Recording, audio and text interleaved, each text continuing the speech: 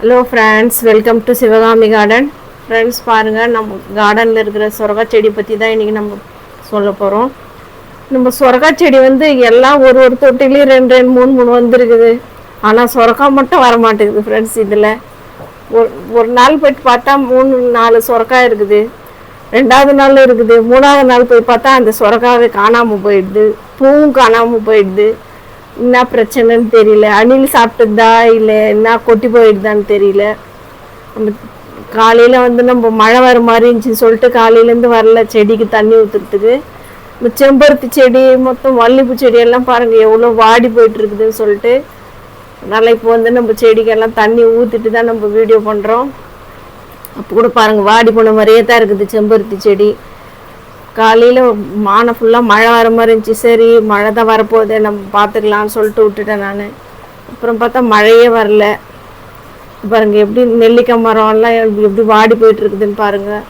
செம்பருத்தி செடி தான் ஃபுல்லாக வாடி போயிடுச்சு. மறுபடியும் நான் நிறைய தண்ணி ஊற்றிட்டு தான் இப்போ நான் வீடியோவே பண்ணின்னு இருக்கிறேன்.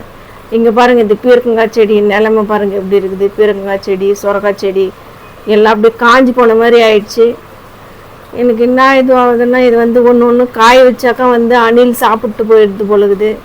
இந்த கொடியெல்லாம் அறுத்து போட்டுடலாமான்னு நினைக்கிறேன் நான். எவ்வளோ நம்ம தண்ணி இதுக்கு புண்ணாக்கு தண்ணி கொடுக்குறோம், வாழைப்பழ கரைசல் கொடுக்குறோம், தர்பூசணி பழ கரைசல் கொடுக்குறோம். எல்லாம் கொடுத்து நம்ம பார்த்து காய் வந்த பிறகு 2வது நாள் 3வது நாள் பார்த்தாக்கா அந்த காய் காணாமல் போயிடுது. நம்ம இந்த கனகாமர செடியில் இதுக்கெல்லாம் கட் பண்ணி விடணும். பூத்து அடங்கின மாதிரி தெரியுது. நம்ம இது பூ பறிச்சுட்டு இது மொத்தத்தையும் கட் பண்ணி விடலாம். அதுக்காக தான் ஒரு மழை வரட்டும்னு சொல்லிட்டு நான் எதிர்பார்த்துன்னு இருக்கிறேன்.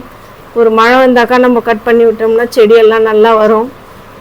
ஆனால் தினமும் மழை வர மாதிரி இருக்குது, வரமாட்டேங்குது, ஏமாத்துது. ஒரு 3 நாளாக 4 நாளாக பாருங்கள் மல்லிகைப்பூ கீழே இருந்தே மல்லிகைப்பூ இருக்குது இந்த செடியில்.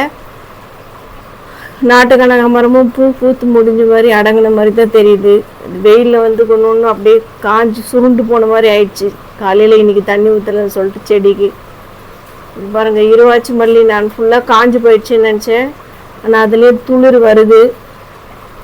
பாருங்கள் கனகாமர செடி நான் எப்போ பூவுக்கு இல்லை அப்போ பறிக்கும் போதெல்லாம் ஒரு வேறு காஞ்சி போன இதுவெல்லாம் நான் எடுத்துன்னு தான் கட் பண்ணின்னு தான் இருக்கிறேன்.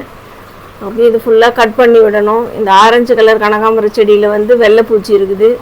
அதுவும் நான் ஃபுல்லாக கட் பண்ணி எடுத்துடலான்னு சொல்லிட்டு பார்த்துன்னுக்கிறேன். நம்ம சம்பங்கி செடி பாருங்கள் 3 கலையில் அரும்பு வந்துருக்குது பூ வைக்கிறதுக்கு. இது எவ்வளோ நல்லா இருக்குதுன்னு சொல்லிட்டு பாருங்கள். இது இன்னும் பூத்தாக்க ரொம்ப நல்லாயிருக்கும். அது ஒரு பூத்தாலே ரொம்ப வாசனையாக இருக்கும். அந்த 3 கலையிலையும் பூ வந்துச்சுன்னா ரொம்ப வாசனையாக இருக்கும். உங்கள் வீட்டில் இந்த மாதிரி நீங்கள் சம்பங்கி செடியெல்லாம் வச்சுருந்தீங்கன்னா எனக்கு சொல்லுங்கள் ஃப்ரெண்ட்ஸ். இது நான் ஒன்று தான் வைக்கிறேன், ஆனால் நிறையா ஆகிடுது. அது எடுத்து நான் எல்லாத்துலேயுமே ஒன்று வச்சுட்டு இருக்கிறேன். எல்லாத்துலேயுமே வந்துருக்குது. இது என்ன பண்ணுறது? இன்றைக்கி நம்ம கார்டனில் இவ்வளோ தான் ஃப்ரெண்ட்ஸ். இந்த வீடியோ உங்களுக்கு பிடிச்சிருந்தா லைக் பண்ணுங்கள், ஷேர் பண்ணுங்கள், கமெண்ட் பண்ணுங்கள், சப்ஸ்கிரைப் பண்ணுங்கள். Thank you friends.